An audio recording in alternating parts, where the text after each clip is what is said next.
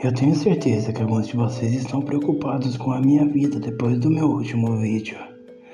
Bem, eu acho que agora é uma ótima hora para atualizar sobre tudo que tem acontecido desde minha última postagem. Muitos de vocês comentaram sugerindo que os passos que ouvi poderiam ser da Anya. Então, eu comecei a procurá-los. É estranho procurar algo nesse labirinto. Eu andava um pouco na direção da porta da cozinha e começava a ouvir passos no andar de cima. Depois entrava pela porta do banheiro e saía no andar de cima. E aparentemente começava a ouvir passos no quarto ao lado. E esses passos acabavam no sótão. Enquanto caminhava pela casa, comecei a notar algumas coisas. A casa não era uma réplica exata da minha. A tinta da parede ainda estava fresca. Os espelhos estavam limpos. Os tapetes tinham cores diferentes. E o mais notável era que o rádio e o telefone pareciam ser de 30 anos atrás. Eu até mesmo vi uma máquina de escrever aqui em casa. Eventualmente, um pouco menos de 2 horas depois, entrei na cozinha e finalmente me deparei com a Anya. Eric, como que você veio parar aqui? Ela perguntou. Bem, do mesmo jeito que você, eu acho. Como que você ainda tá viva? Eu respondi. Como você deve ter percebido, toda vez que você sai de um cômodo, ele volta ao seu estágio original. É por isso que, por exemplo, a geladeira sempre tem coisas para se comer. Ela explicou. Eu não quero parecer rude, mas você está péssimo. Você até mesmo está com a barba enorme. Gentil como sempre, eu respondi, e nós dois rimos. Mas ainda estávamos tensos pela natureza bizarra daquela situação. Mas pelo menos você conseguiu alguns músculos. Você antigamente era bem magrinho. Ela sorriu de novo. Você também tá diferente. E seu senso de moda mudou um pouco. Ela havia mudado bastante na real. O seu cabelo, que antes era da altura do seu ombro, estava mais longo agora. Ela também parecia estar mais magra e pálida, provavelmente por ter ficado nessa casa nos últimos 5 anos. Mas o mais notável era que ela estava usando roupas da década de 1930. Essas eram as únicas roupas boas que encontrei no guarda-roupa lá em cima. Elas combinam comigo, você não acha? Ela sorriu tristemente. Eric, por que você tá aqui? Eu acho que pensei que poderia salvar você ou, pelo menos no pior dos casos, me juntar a você. Eu fiz uma careta. Mas, Eric, talvez ache uma maneira de você me salvar. Ela me respondeu com uma breve hesitação. Ela apontou para a janela. Olhando para as árvores, notei algo estranho. Os galhos pareciam estar mudando a cada segundo, aparecendo em diferentes partes da árvore. Então, segundos depois, havia uma folha laranja, depois verde, e então a árvore ficou completamente sem folhas. E foi quando vi algo horrível. Um cervo apareceu na janela do lado de fora, mas depois de alguns segundos, seus chifres e pernas estavam nos lugares errados. Depois os seus olhos, depois toda a sua cabeça, todas aparecendo em partes diferentes do corpo. O animal gritava em agonia. Eu ouvi o mesmo som vindo do fundo da floresta. E eventualmente, o cervo voltou ao seu estado normal e correu para o fundo da floresta. E logo depois, começou a gritar de novo. O que diabos aconteceu com ele? Eu perguntei a Anya. Quanto mais eles se afastam da casa, mais distorcidos eles se tornam. Ela respondeu. Anya, você disse que eu poderia te salvar, certo? Como?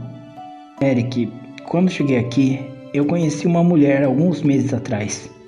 O nome dela era Delilah. Ela se dizia ser uma bruxa. Eu estava cético com toda essa história, mas dada a estranheza desse lugar, eu decidi ouvi-la. Você é bem próximo da Carolina, certo? A sua avó por parte de pai. Ela me perguntou. Sim, mas na verdade ela desapareceu quando eu tinha 5 anos, porque sua mente estava bem debilitada. Mas meus pais disseram que sim, ela me adorava. Por quê? Delilah disse que sua avó a visitava todos os dias solicitando serviços. Ela dizia que gostaria de voltar à sua vida de infância. Anya começou a contar a história para mim. O feitiço era alimentado pelas memórias da minha avó, que a mandavam para uma mini dimensão alternativa imitando a sua infância, para que ela não tivesse que lidar com as dores da velhice com sua mente debilitada. O plano era que ela se fechasse em seu quarto naquela noite e então acordasse em sua casa de infância nessa dimensão pequena por volta dos anos de 1930. Delilah visitava ela a cada 10 anos depois de lançar o feitiço. Mas quando ela visitou essa dimensão, ela acabou encontrando Anya lá dentro. A dimensão tentou se basear nos fragmentos da memória da minha avó e acabou criando essas distorções na minha casa, parecendo com a casa de infância da minha avó. Por que isso não para? Eu perguntei a Anya. Delilah confrontou a sua avó, mas ela disse que só precisava de mais 10 minutos. Mas desde então eu nunca mais vi a Delilah.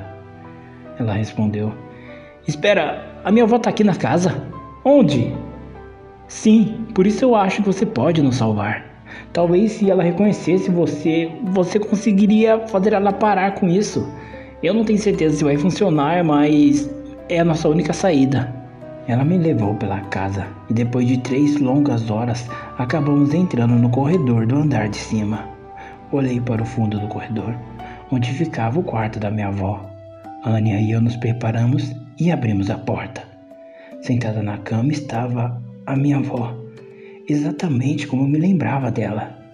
Mas alguns segundos ela era uma garotinha, depois uma senhora de idade, depois uma adolescente e depois voltava à forma da minha avó idosa.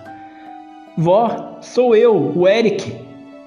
Ela parou de olhar fixamente para a frente e piscou algumas vezes olhando na minha direção. Quando ela olhou nos meus olhos, um olhar de compreensão surgiu em seu rosto. Oh, Eric! Uau, filho, você cresceu. Vó, você precisa parar com isso, por favor. Ela pareceu acordar um pouco nesse momento. Não, eu não posso parar. Eu estou tão perto. Eu só preciso fazer isso direito. Eu posso voltar à era quando eu ainda era feliz, quando ainda era mais fácil. Eu sei, vó, mas você está sentada aqui tentando replicar esse mundo há 18 anos. 18 anos? Por favor, vó, apenas nos deixe sair. Nos deixe ir, você precisa descansar. Havia lágrimas em seus olhos. Então, ela fechou os olhos, e foi quando me deparei com um esqueleto deitado em sua cama. Eu e Anya olhamos em volta, para garantir que havíamos voltado para o mundo real. Nós nos abraçamos emocionados.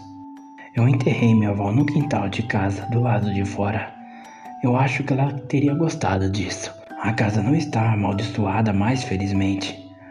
Anya está completamente perplexa com o que aconteceu e com as mudanças que o mundo teve nesses últimos 5 anos. Ela até mesmo desenvolveu um interesse estranho em moda antiga. Acho que isso pode demorar um pouco até que ela se acostume com os dias atuais.